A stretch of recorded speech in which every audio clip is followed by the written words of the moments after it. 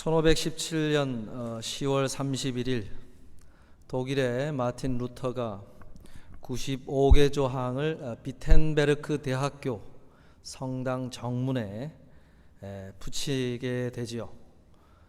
그것이 파장이 워낙 커서 교황까지 나서서 만류를 했지만은 그것이 시작점이 되어서 유럽 전역에 동일한 뜻을 가지고 있던 사람들이 기치를 올리고 이렇게 나서게 되는 아주 시작점을 만든 그 날이 1517년에 있었습니다. 그래서 많은 루터교를 비롯해서 개신교회는 10월 마지막 주일을 종교개혁 기념주일로 이렇게 지켜오고 있습니다. 오늘 그런 또 기념하는 주일에 오늘 함께 이렇게 말씀을 나누게 됐는데, 공교롭게도 지난 시간에 나눈 것처럼 기드온이 용사로서의 첫걸음을 내디딜 때 하나님께서 아버지를 비롯한 온 가문이 결정을 하고 세웠던 그 바알의 제단에 대해서 문제 제기를 하도록 하나님이 요구를 했지요. 문제의식을 갖고 그것을 개혁해 나가라 하는 그것을 요구를 해서 나갔던 그 말씀이 지난주에 나눴던 말씀입니다. 종교개혁 기념주일과 참 연관된 그런 말씀의 지금 흐름 속에서 오늘 말씀을 묵상하게 됐는데, 오늘 본문은 하나님께서 기드온으로 하여금 이제 미디안 족속과의 그 전투를 수행하게 하실 때에 이제 처음 부분을 어떻게 하나님께서 진행을 하게 하셨는가, 그리고 하나님이 어떤 것을 염려하셨는가, 그런 것을 좀 소개하고 있어요. 그래서 하나님의 염려도 나오고, 그 다음에 하나님이 원하시는 이들이 어떤 사람들이었는지 그 선별하는 작업을 소개를 해 줍니다. 오늘 하나님께서 우리들에게 바라는 그런 마음이 이 본문 속에 담겨 있다고 생각이 돼서 몇 가지 것을 나누고자 합니다. 첫째로 2절에 보니까 여호와께서 기드온에게 이르시되 너를 따르는 백성이 너무 많은즉 내가 그들의 손에 미디안 사람을 넘겨주지 아니하리니 이는 이스라엘이 나를 거슬려 스스로 자랑하기를 내 손이 나를 구원하였다 할까 함이니라 그래요. 하나님께서 이것저것 고려하지 않고 그저 이제 전투를 진행을 시키셔도 되는데 한 가지 염려되는 것이 있었다, 이렇게 소개를 하고 있어요. 무엇이 염려됐느냐? 나중에 전투의 결과가 좋으면은 사람들이 하나님이 하신 것들을 생각지 않고 자신들이 한 것으로 그 모든 승리를 자축하고 자랑하고 치부할까봐 그게 염려가 됐다, 이렇게 소개를 했습니다. 여러분, 하나님께서 은혜를 베푸실 때 이런 염려가 하나님 안에 있다는 거죠. 하나님은 영이심으로 그분의 일하심은 쉽게 캐치할 수도 없고 볼 수가 없습니다. 그러니 우리의 눈에 보이는 것은 움직이는 사람들밖에 안 보이죠. 그리고 어떤 상황들밖에 보이지 않죠. 그러니까 보이지 않는 하나님의 손길은 보이지 않기 때문에 이 일이 하나님의 도우심으로 된 것인지 아니면 우리 자신의 수고로 된 것인지 분별하기가 어렵습니다. 그런데 사람들은 어디로 가냐면은 보이지 않는 하나님의 도우심을 생각하기보다는 눈에 보이는 자신의 어떤 수고와 노력, 이런 것들을 보면서 이 일은 다 이것 때문에 된 것이다 라는 식으로 정리를 한다는 거예요. 이게 하나님의 염려였다고 소개를 하고 있어요. 여러분, 우리는 한번 질문해 봐야 되지요. 나는 하나님이 은혜를 베푸실 때 이런 염려가 하나님의 마음 안에 있는 사람일까 아닐까, 이런 걸 한번 질문해 봐야 된다는 거죠. 사실은 하나님께 은혜를 베푸실 때 문제는 하나님이 아니라 이스라엘 백성들이었다, 지금 소개를 하고 있는 거예요. 특별히 우리가 나의 모습을 돌아볼 때 한번 질문해 봐야 될 것이 구체적으로는 두 가지라고 할 수 있어요. 내가 은혜를 받을 준비가 되었는가 할 때 점검해 봐야 될 것 두 가지. 한 가지는 나는 지금 겸손한가 한번 질문해 봐야 돼요. 나는 지금 겸손한가? 둘째는 나는 지금 묵상하고 있는가. 무슨 말이냐? 먼저 우리가 나 스스로가 지금 내가 삶 앞에서 겸손한 마음을 가지고 있는가 아닌가를 한번 점검해 봐야 된다는 거예요. 여러분, 그냥 일반적으로 생각해 봐도 우리의 생활의 삶 속에서 100% 나의 힘과 노력만으로 뭔가 결과가 주어지는 법이란 없어요. 그죠? 그 과정에 개입되는 많은 사람들의 노력과 협력과 수고들이 있지 않고는 그것이 될 수가 없는 것입니다. 제가 어느 인터뷰를 보니까 그 손흥정 씨가 손흥민 선수에게 항상 가르쳤다는 게 겸손이라고 그래요. 겸손. 특별히 11명이 팀으로 운동하는 것이 축구인데 내가 골을 넣었다고 해서 이 100% 나의 힘만으로 이 골이 들어갔다라고 생각을 하지 말라는 거예요. 그 공이 나에게 전달되기 위해서 골키퍼로부터 해서 수비수, 그 다음에 중간에 있는 모든 선수들이 협력하고 뛰었고 자기 역할을 다 했기 때문에, 그렇기 때문에 그 공이 자기 발 앞까지 올 수가 있었다는 것, 그것을 기억하면서 그 모든 공로를 나 혼자 차지하려고 하지 말고 다른 10명의 다른 팀 동료들에게 그것을 돌려라 하는 것을 늘 가르쳤다는 거예요. 겸손. 그죠? 인생 앞에서도 우리가 마찬가지라는 거죠. 100% 나의 힘과 노력만으로 되어지는 일들이란 엄밀하게 얘기해서 아무것도 없어요. 그 모든 과정에 어떤 한 사람이라도 그런 노력과 수고를 하지 않았다고 한다면 그 결과가 주어질 수가 없다는 거지요. 이런 것을 알면 겸손하게 됩니다. 이런 겸손한 마음이 있는 사람은 그 과정 속에 참여하고 수고한 사람들을 돌아보게 되어 있고 헤아려 보게 되어 있고 그 손길들을 생각하면서 그들에게 감사를 표현하게 되어 있어요. 더구나 한 가지 더, 하나님의 사람들에게는 그 과정에 관여하신 하나님의 손길, 이거를 생각하면서 하나님의 은혜가 있었구나 하면서 그 하나님 앞에 감사하는 자세, 그 겸손이 나에게 있는가 질문해 보라는 거예요. 그게 은혜를 받을 준비가 됐는가를 질문할 때 가장 먼저 있어야 될 자세, 하나님의 염려를 해소할 수 있는 자세가 바로 그 겸손한 자세라는 거예요. 고린도후서 12장 7절에 보면요, 바울이 하나님 앞에 은혜를 받았다는 것 한 가지 하고 동시에 육체의 가시를 동시에 받게 됐다라는 걸 소개를 하는 게 있어요. 고린도후서 12장 7절에 보면 여러 계시를 받은 것이 지극히 크므로 너무 자만하지 않게 하시려고 내 육체의 가시 곧 사탄의 사자를 주셨으니 이는 나를 쳐서 너무 자만하지 않게 하려 하심이라. 그 고백을 해요. 이 고백을 할 때부터 한 14년 전에 자신이 여러 계시를, 큰 계시를 받았다 그랬어요.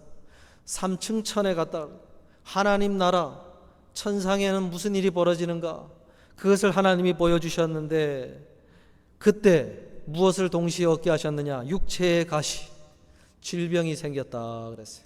평생을 따라다니면서 너무나 힘들게 했던 발작이 일어나고 안질이 동반이 되고 여러 가지 힘든 질병이 생겼다고 소개를 했어요. 왜요? 하나님 안에 염려가 있었으니까. 어떤 염려요? 내가 바울이 자만할까 봐. 지금 하나님이 바울을 볼 때는 그런 겸손한 마음이 흐르고 있는 것이 너무 기쁘고 너무 좋아서 그에게 그런 큰 은혜를 주고 싶은데 그것이 흐트러질까 봐, 그 마음의 자세가 흐트러질까 봐 하는 염려가 있으셔서 육체의 가시를 동시에 주셨다.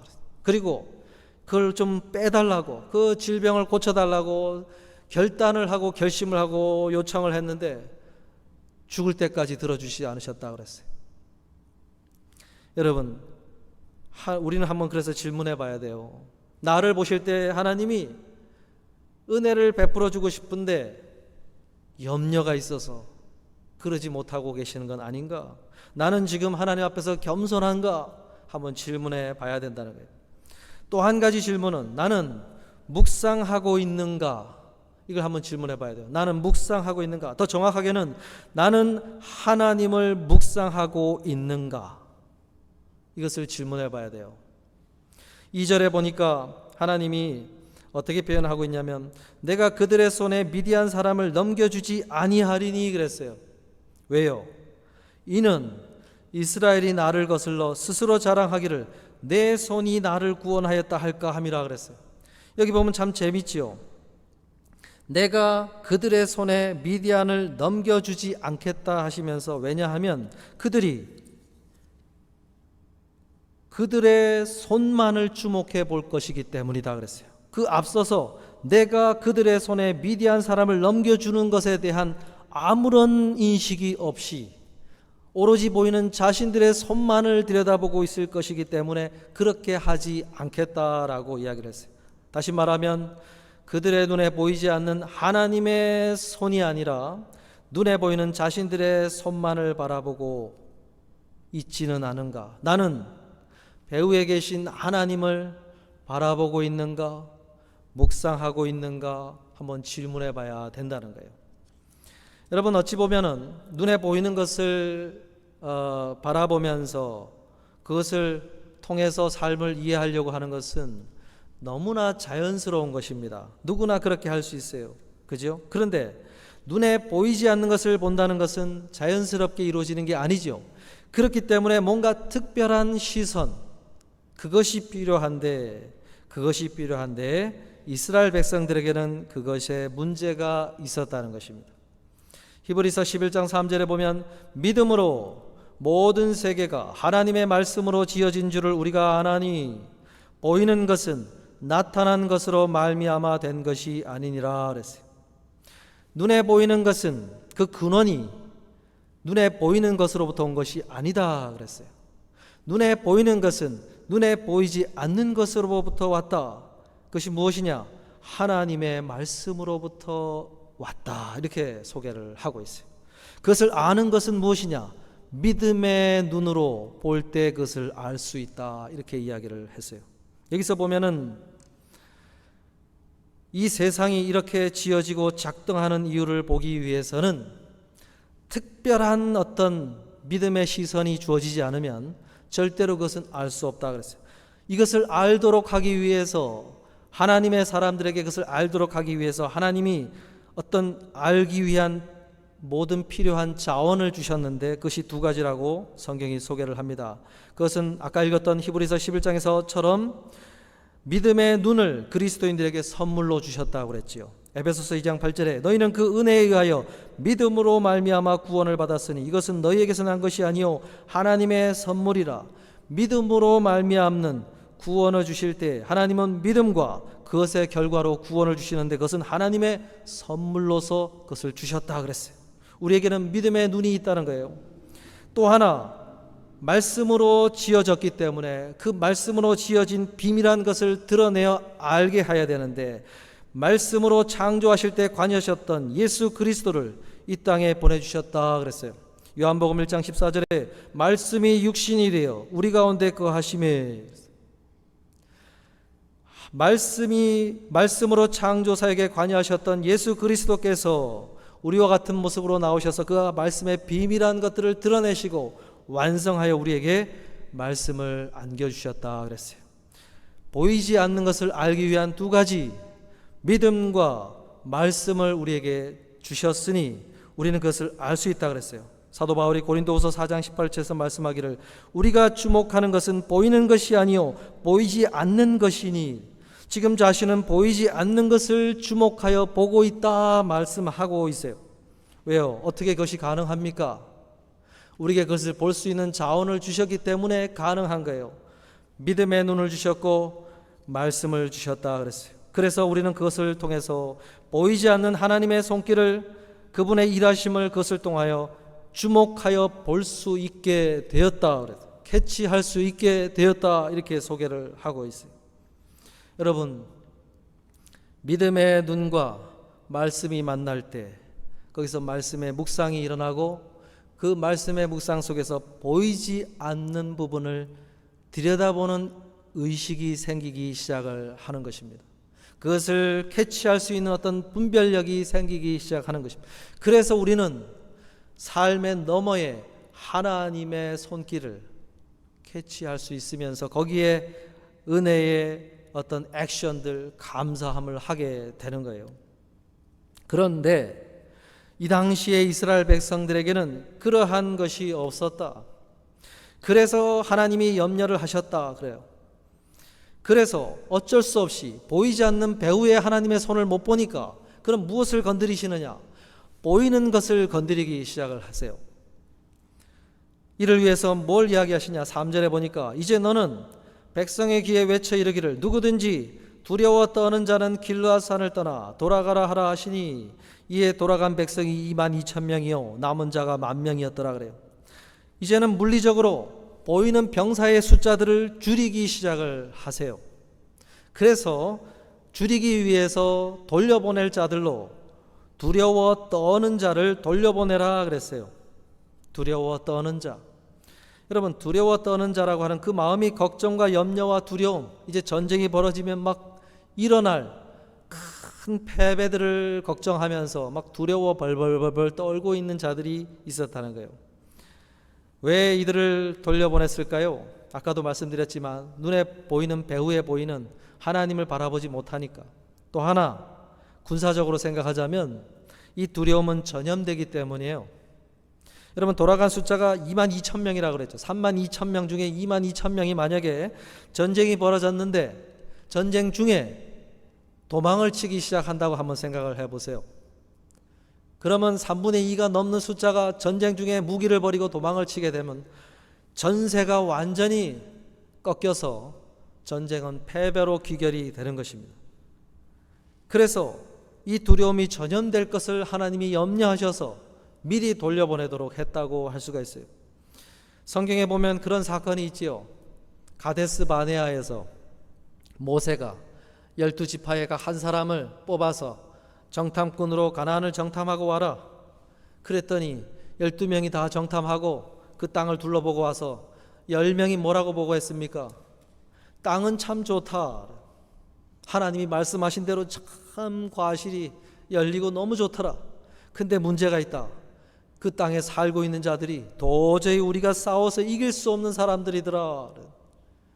그런 보고를 10명이 압도적인 보고를 하니까 회중들로부터 급속하게 그 부정적인 보고가 전염이 되어서 전파가 되어가지고 밤새도록 애곡하고 통곡하고 우린 죽었다 하면서 백성들이 아우성을 쳤다고 소개를 해요. 무슨 이야기입니까? 전염이 된다는 거죠. 전파가 된다는 거죠. 여러분, 우리가 하나님의 사람들이 공동체가 하나님 앞에서 걸어갈 때 이 믿음의 보고를 하는 사람들이 많으냐 적으냐, 굉장히 중요한 문제라고 할 수가 있어요. 어떤 상황을 보면서 그것을 묵상하면서 정말로 상황은 어렵다, 그리고 이런 안 좋은 점도 있다, 이런 좋은 점도 있다, 근데 여기서 우리가 어떤 것을 선택할 것이냐, 여기서 믿음의 눈으로 그것을 묵상하면서 좋은 쪽을 선택하느냐, 믿음의 선택을 하느냐, 굉장히 중요한 문제라고 할 수 있어요.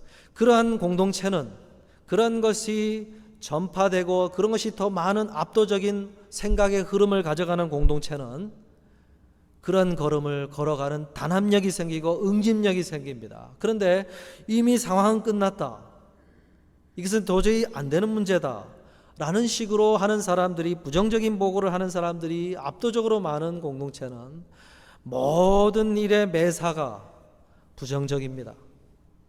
안 됩니다. 일을 해나갈 수가 없어요. 그런데 지금 32,000명이 각 성 지파에서 뽑혀서 나온 사람들 중에, 뽑혔다고도 하는데도 그것의 압도적인 수가 이미 벌벌벌 떨고 있는 그런 상황이었다는 거죠. 그리고 이들을 하나님이 가장 먼저 돌려보내라고 하시면서 스스로 자랑하기를 내 손이 나를 구원하였다라고 하는 이것과 연결시켰다는 얘기는, 이들이 왜 벌벌벌 떨고 있느냐? 그들은 자신들의 손만을 바라보고 있기 때문에 벌벌벌 떨고 있는 거예요. 자신들의 전투력을 보니까 미디안 족속과의 전투력과는 비교가 안 된다. 이건 이미 승패가 끝났다. 여기에 결론이 나니까 벌벌벌 떨고 있는 거죠. 이것은 그냥 파리 목숨으로 죽는 것을밖에 없다, 그렇게만 생각하고 있는 거예요. 하나님의 손길을 바라보는 묵상이 어떤 믿음의 시선이 사라져 버렸기 때문에 그렇다는 거예요. 기원 후 2세기 교부였던 오리겐이라고 하는 교부가 있습니다. 초대교회의 리더 역할을 했던 사도 후 시대의 리더 역할을 했던 사람들 우리가 교부라고 부릅니다. 그런데 이 교부 역할을 했던 오리겐이 이 구절을 예수님이 하신 제자도의 말씀과 연결시켜서 묵상을 했어요. 마태복음 10장 38절에 예수님이 하신 말씀이 뭐냐면, 또 자기 십자가를 지고 나를 따르지 않는 자도 내게 합당하지 아니하니라, 이 말씀을 하셨어요. 이 말씀이 지금 이 사사기의 이 7장에서 내놓고 있는 말씀과 아주 흡사하다 그랬어요. 여러분, 십자가라고 하는 것은 그 자체가 좋아하는 사람이 아무도 없습니다. 그 당시에 십자가는 생각만 해도 불편하고 생각만 해도 두렵고 생각만 해도 힘든 주제가 바로 십자가라는 거예요. 그런데 예수님께서는 그 십자가를 짊어지고 나를 따르지 않는 자는 나의 제자로 합당치 않다 그랬어요. 무슨 이야기입니까? 십자가만 생각하면 걱정이 되고 염려가 되지만은 그것을 다시 짊어질 수 있는 자, 그리고 그 짊어지고 예수님을 따라가는 자, 그런 자만이 예수님의 제자로 합당하다 그랬어요. 어떻게 해서 그럴 수 있을까요? 십자가는 너무 싫은데, 지기 싫은데, 불편한데, 안 지고 싶은데, 그런 생각이 막 물밀듯 일어나는데 어떻게 그것을 다시 짊어질 수 있느냐? 어떻게 다시 짊어질 수 있을까요? 예수님도 지고 걸어가고 있지 않느냐? 그러한 것들, 예수님이 짊어지고 있는 예수님을 생각할 수 있는 어떤 믿음의 시선을 가질 수 있는 사람들, 그리고 하나님께서 그 십자가의 끝에 약속한 것이 무엇인지를 믿음으로 바라보며 묵상하며 그것을 생각하고 있는 사람들, 그 사람들에게는 그러한 십자가를 짊어질 수 있는 힘의 능력이 생긴다는 거예요. 우리가 기도하고 말씀을 묵상해 가는 이유는 우리 안에 이런 시선이 생기도록 하기 위해서 그런 작업을 하는 것입니다. 걱정과 염려를 홀딩을 시키고 중지를 시키고 스탑을 시키고 새로운 어떤 생각을 가져오도록 하기 위해서 묵상을 하는 사람들, 이런 사람들이 십자가를 다시 짊어지고 예수님을 따라갈 수 있는 사람들이에요. 기드온이 돌려보낸 사람들은 어떤 사람들이냐? 걱정과 염려가 스탑이 안 돼요. 기드온이 자신이 어떻게 하나님을 만났고 여호와의 사자를 만났고 하나님이 자신에게 어떤 증표를 주셨고 그리고 어떤 약속을 주셨는지 그 사람들에게 다 모여놓고 알렸음에도 불구하고 걱정과 염려가 중단이 안 돼요. 오로지 그것이 자신의 생각을 압도해가지고 벌벌벌 떨게 만들고 있는 그런 사람들, 그 사람들은 안 된다, 돌려보내라 그랬다는 거죠. 여러분, 오늘 우리에게 이런 하나님을 묵상하고 있는가, 하나님의 말씀을 묵상하고 있는가 한번 질문해 보시길 바라요. 하나님의 말씀을 묵상하면요, 우리의 생각이, 부정적인 생각이 일단 스탑이 됩니다. 홀딩이 돼요. 중지가 돼요. 더 진행이 안 됩니다. 그 진행이 안 되는 가운데 하나님이 주시는 새로운 믿음의 시선, 믿음의 생각, 새로운 생각이 점점 내 안에 커져갈 때 어느 순간 내가 걱정과 염려에 주는 생각을 선택하는 것이 아니라 믿음이 주인 생각을 선택하는 힘이 생긴다는 거예요. 그런 자들만이 버티고 서서 나는 남겠다, 나는 돌아가지 않겠다 하고 남는 10,000명의 사람들이 생긴다는 거죠. 그 사람들은 거기서 생겼어요. 여러분, 오늘 이러한 사람들이 되실 수 있기를 바랍니다. 또 하나, 그 다음에 10,000명 그대로 전투를 치르게 하시면 되는데 안 된다 그랬어요. 또 돌려보내야 된다. 어떤 기준을 제시하셨느냐? 5절 6절에 보니까 이에 백성을 인도하여 물가에 내려가매 여호와께서 기드온에게 이르시되 누구든지 개가 핥는 것 같이 혀로 물을 핥는 자들은 너는 따로 세우고 또 누구든지 무릎을 꿇고 마시는 자들도 그와 같이 하라 하시더니 손으로 움켜 입에 대고 핥는 자의 수는 300명이요 그 외의 백성은 다 무릎을 꿇고 물을 마신지라 그랬어요. 이제 22,000명은 돌아갔고 10,000명만 남았습니다. 이 10,000명을 데리고 물가로 데려가라 그랬어요. 물가로. 왜요? 지금 이 10,000명의 사람들이 갈증이 일어나가지고 목이 말라가지고 지금 갈증이 아주 심하게 있는 상태라는 걸 하나님이 보시면서 이들을 물가로 데려가라 그랬어요. 그러면 두 부류로 나눠질 것이다. 한 명은 바로 허겁지겁 얼굴을 물에다 대고 직접 입을 갖다 대고 물을 마시는 자들이 있을 것이고, 또 한 부류는 무릎을 꿇고 손으로 물을 떠서 그것을 조심스럽게 마시는 자들이 있을 것이다. 그들은 남기고 나머지는 돌려보내라 그랬어요. 하나님께서 지금 무엇으로 그들을 구분 지은 것입니까? 무엇으로 구분 지은 것입니까? 무서워 두려워하는 자는 돌아가라 했을 때 남은 자들, 기드온에 알려준 그러한 것들, 하나님이 뭔가 계획이 있겠지 하면서 그런 것을 믿음으로 바라보고 묵상하는 중에 그런 선택을 해서 남아있는 자들 안에서 갈증이 일어나는 이 갈증 앞에서 그러한 묵상의 생각을 내팽개치고 그 필요를 따라서 행동한 사람들은 돌려보내라 그랬어요. 그러나 여전히 그 앞에서도 지금 자신들이 전쟁터에 와 있고 앞으로 어떤 일을 해야 할 텐데 그러한 사명과 정체성을 잃어버리지 않고 여전히 창을 부여잡고 조심스럽게 주변을 살피며 물을 떠먹고 있는 그런 이들은 남겨라 그런 거예요. 무슨 이야기입니까? 그러한 갈증이 나는 상황에서도 묵상이 지속되고 있는 그런 생각의 흐름이 여전히 하나님 앞에서의 그 정체성을 잃어버리지 않고 앞으로 지금 하나님 앞에서 자신들이 해야 될 그러한 일들을 계속해서 생각 중에 그것을 하고 있는 사람들, 그런 사람들은 남겨라 그랬어요. 왜 그랬을까요? 하나님이 전투를 할 때 항아리를 가져와라, 횃불을 가져와라, 그리고 나팔을 챙겨라. 간밤에 이미 전투는 끝났다 생각하면서 미디안 족속들이 파티를 벌리고 밤이 늦도록 먹을 것을 가지고 음식을 나누고 있는 그 앞에서 매복을 시켜서 전투를 치르면서 조용하게 아무런 액션 취하지 말고 내가 신호를 줄 때까지 그 자세를 유지하라. 긴박하게 하나님의 명령을 따라 수행을 해 나가야 되는데 그러한 생각의 흐름이 지속되지 않는 이들은 배가 고픕니다. 갈증이 납니다. 피곤합니다. 그런 상황에서 막 고기 냄새가 풍겨져 나오고 있고 사람들이 술을 마시면서 그 앞에서 벌어지고 있는 그 상황 앞에서 이상한 행동을 할 사람들은 다 돌려보낸 거예요. 하나님의 명령을 끝까지 지속할 수 있는 사람들, 그 사람들만 남겨라. 그렇게 하신 거예요.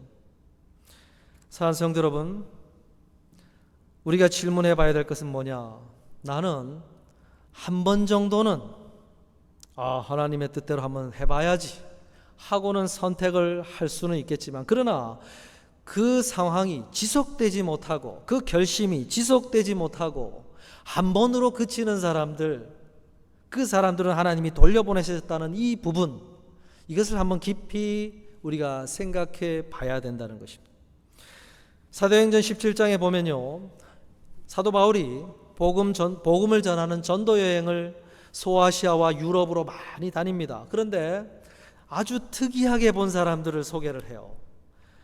사도행전 17장 11절에 보면은 베레아라고 하는 곳에서 만난 사람들을 소개하면서 베레아에 있는 사람들은 데살로니가에 있는 사람들보다 더 너그러워서, 더 부드러워서 간절한 마음으로 말씀을 받고 이것이 정말로 그러한가 하여 날마다 성경을 상고했다 그랬어요.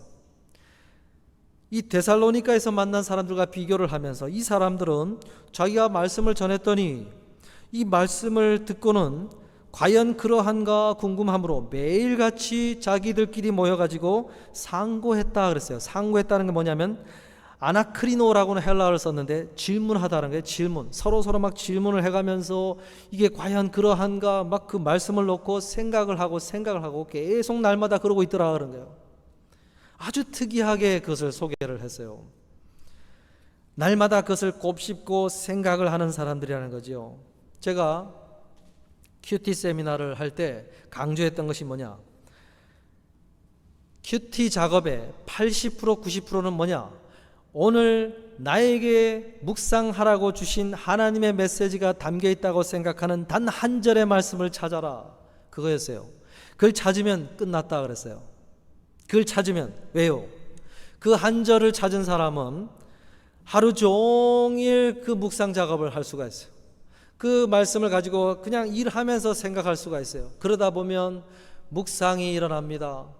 곱씹고 질문하고 일하다가 생각하다 보면 도대체 거기에 어떤 하나님의 메시지가 있는지를 묵상하는 게 하루 종일 이루어질 수가 있고 적용이 일어날 수가 있다 그랬어요. 20세기 영성신학자 중에 헨리 나우엔이라든지 아주 걸출한 사람들에게 큰 영향을 미쳤던 토마스 머튼이라고 하는 분이 있어요. 이분이 묵상의 능력이라는 책을 쓰면서 묵상이란 뭐냐? 이거 정의를 내렸어요. 그 정의를 어떻게 했냐면, 묵상이란 자리에 앉아서 일정한 시간을 짜고 머리를 싸매고 그 시간 안에 문제를 푸는 문제 풀기가 아니다 그랬어요. 하나님의 말씀을 묵상하는 것은 내가 이때 시작을 했으니까 이때 끝내야지 하면서 문제를 풀어내는, 답을 알아내기 위해서 머리를 싸매고 문제를 푸는 식으로 말씀을 읽어가는 것이 말씀 묵상이 아니라고 그랬어요. 그럼 정말로 묵상이 뭐냐? 그것은 그 말씀 구절이 내 안에 풀릴 때까지 그것을 끌어안고 계속해서 그것을 품고 살아가는 것이 묵상이다 그랬어요. 그래서 제가 큐티의 묵상의 결론이 뭐냐? 한 절에 묵상할 말씀을 찾아라, 그거였어요. 여러분, 성경에 보면요, 하나님의 사람들을 설명할 때 이 묵상이 한 번으로 끝나는 사람들로 표현하지 않고 묵상이 지속되는 사람들로 계속해서 표현을 하고 있어요.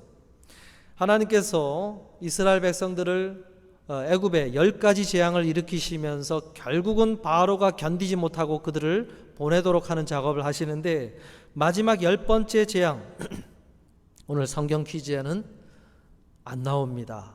그래서 밝히는 거예요. 10번째 재앙이 뭐냐? 모든 생물의 첫 번째 난 가축과 사람들 중에, 그죠? 생축 중에도 그렇고 첫째 난 것의 죽음을 맞이하도록 하는 것이 10번째 재앙이었지요.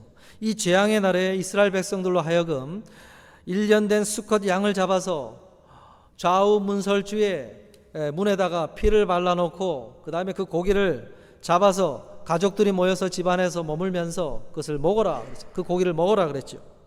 그런데 그 고기를 먹을 때 어떻게 먹으라고 했는지가 중요해요. 출애굽기 12장 11절에 보면은 너희는 그것을 이렇게 먹을지니 허리에 띠를 띠고 발에 신을 신고 손에 지팡이를 잡고 급히 먹어라. 급히 먹어라. 왜 그랬을까요? 그건 단순한 식사가 아니지요. 곧 하나님의 명령이 떨어질 텐데 그 명령에 맞춰서 길을 떠나야 된다. 길을 떠나야 된다. 그러니까 여정을 갖추고 모든 옷차림을 하고 그 다음에 급히 식사를 해라 그랬어요. 하나님의 계획에 대한 묵상 속에서 식사를 하라는 거예요. 여러분, 무슨 이야기입니까? 음식을 먹으면서도 일상생활에 필요한 필요들을 위해서 일을 하면서도 어떤 의식을 잃지 말라고 한 거예요. 하나님이 하실 말씀에 대한, 명령에 대한, 우리에 대한 어떤 가르침에 대한, 거기에 대한 의식을 놓지 말고 늘 묵상하면서 그 일들을 해라, 이렇게 말씀을 하신 거예요. 이스라엘 백성들이 광야를 갈 때도 항상 눈이 어디를 향해야 되냐면 성막 위에서 피어오른 구름 기둥과 불 기둥에 눈을 맞추고 있어야 돼요. 눈을. 거기서 뭔가 움직임이 일어난다 그러면 하던 일을 멈추고 불이 났게 텐트를 정리하고 막 일상에 필요한 도구들을 챙겨가지고 떠날 채비를 해야 되는 거예요. 그래서 40년 동안 이스라엘 백성들에게 뭘 훈련을 시켰냐면은 눈이 어디에 맞춰져야 되느냐? 아침에 일어나면 쳐다보고, 일을 하면서도 쳐다보고, 그 다음에 밤에 눈을 뜰 때도 잠을 잘 때도 쳐다보고, 그렇게 하라는 거예요. 예수님께서 누가복음 12장 35절에 하나님 나라에 합당한 자들은 어떤 자들로 표현을 했습니까? 허리에 띠를 띠고 등불을 켜고 서 있으라 그랬어요. 왜요? 주인이 혼인집에 잔치가 있어서 갔다가 다시 돌아올 텐데 돌아와 문을 두드리면은 곧 열어줄 준비를 하고 기다리면서 있어라 그래요. 여러분, 이 땅을 사는 그리스도인들이 어떤 삶을 살아야 되느냐? 주인 대신 주님께서 다시 오마 약속을 했는데 그 약속을 늘 생각하면서 언제라도 주님이 오시면은 내가 기쁨으로 나아갈 준비를 하면서 살아야지, 이런 의식을 가지고 허리에 띠를 띠고 등불을 켜고 서 있으라, 그 말씀을 한 거예요.